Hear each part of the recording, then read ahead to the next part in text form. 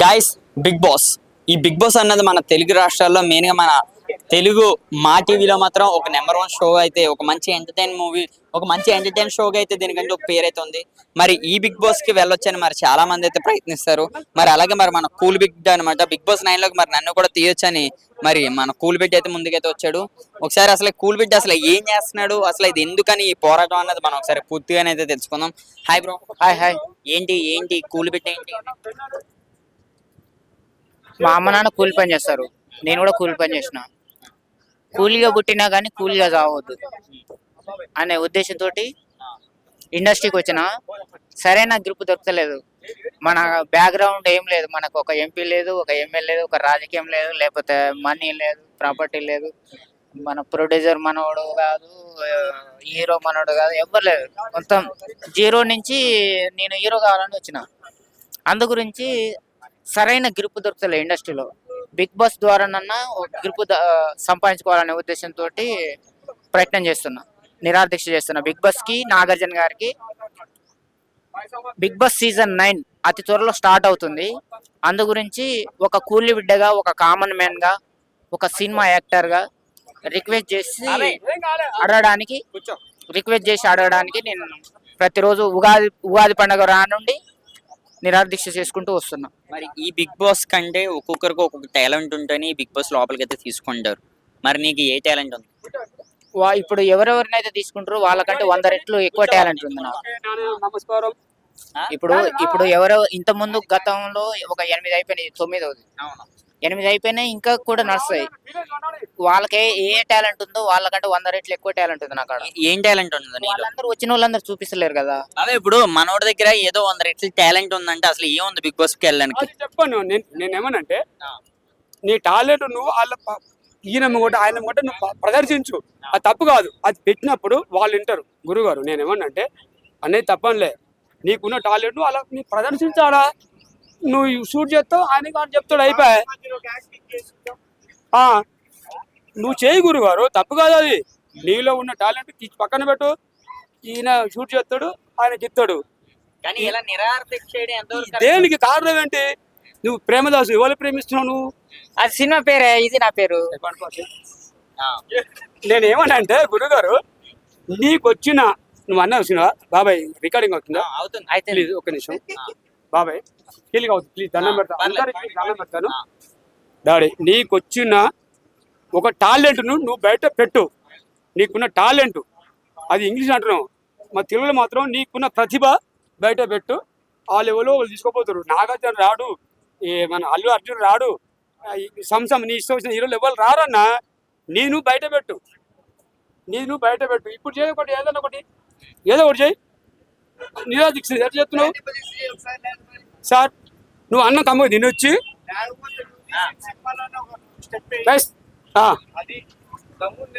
చేయండి ఏదో ఒకటి.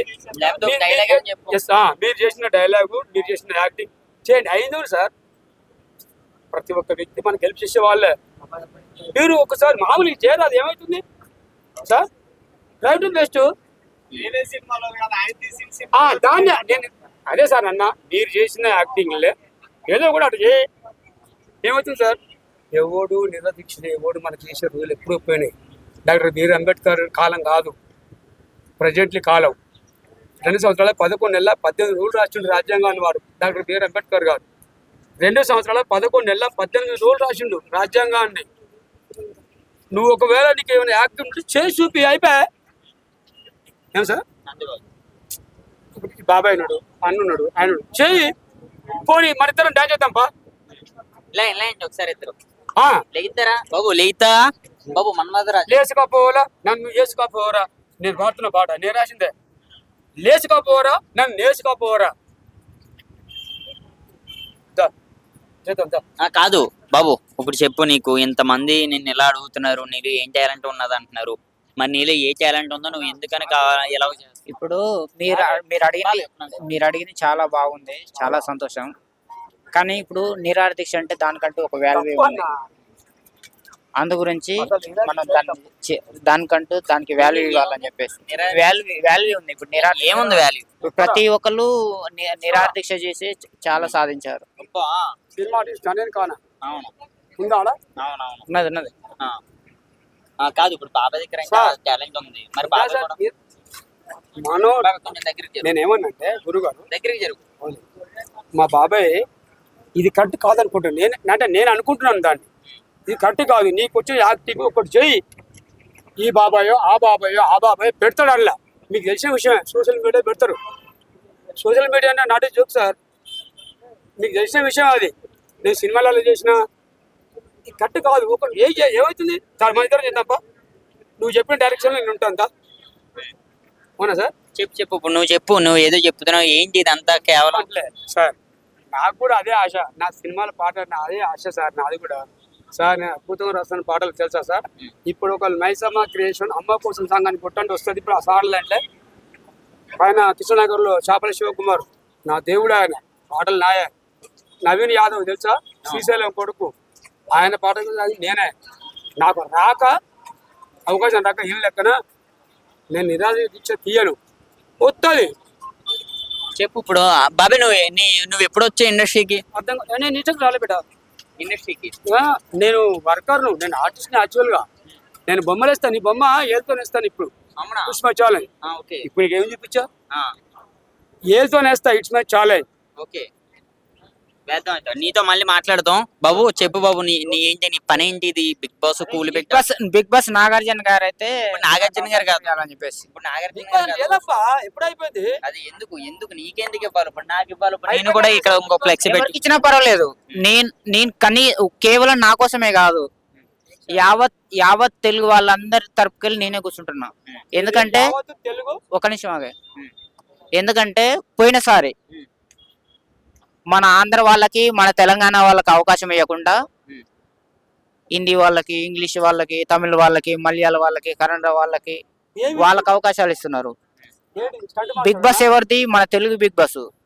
ఈ అవకాశాలు ఎవరికి ఇవ్వాలి? మన ఆంధ్ర వాళ్ళకి, మన తెలంగాణ వాళ్ళకి ఇవ్వాలి. సార్ అందు గురించి ఒకటి మన తెలుగు వాళ్ళకి ఇవ్వాలి. కాదు, అమితాబ్ బచ్చన్ది బిగ్ బాస్ అనేది నాగార్జున వాళ్ళది కాదు, ఈయనది కూడా కాదు. బిగ్ బాస్ అనేది అమితాబ్ బచ్చన్ది సార్ అని. అది అందు గురించి మన ఆంధ్ర వాళ్ళకి ఇవ్వకుండా మన ఆంధ్ర వాళ్ళకి, మన తెలంగాణ వాళ్ళకి, మన తెలుగు వాళ్ళకి ఇవ్వాలి. అందులోనే మళ్ళీ కామన్ మ్యాన్ లకు కూడా ఇవ్వాలి. ఇప్పుడు పోయినసారి మన 7 లో పల్లవ ప్రశాంత్కి ఇచ్చారు, మంచి విషయమే. 8 కు ఇవ్వలే, 8కి ఇవ్వలే, ఒక పేక్ వ్యక్తిని తీసుకొచ్చి పెట్టారు, కానీ అది రియాలిటీగా లేదు. అందు గురించి ప్రతి సీజన్ లో మన తెలుగు వాళ్ళకే ఇవ్వాలి, మన ఆంధ్ర వాళ్ళకి, మన తెలంగాణ తెలుగు వాళ్ళకే ఇవ్వాలి, ఒక కామన్ మ్యాన్ కూడా ఇవ్వాలని చెప్పేసి నేను రిక్వెస్ట్ చేస్తున్నా. Thank you bro, thank you. ప్రధానంగా నాకు ఇవ్వాలి. కారణం ఏంటి? నాకు ఇవ్వకపోయినా కానీ నా తోటి కామన్ మ్యాన్ లకు ఇవ్వాలని చెప్పేసి రిక్వెస్ట్ చేస్తున్నా. ఉన్నవారు ఇప్పుడు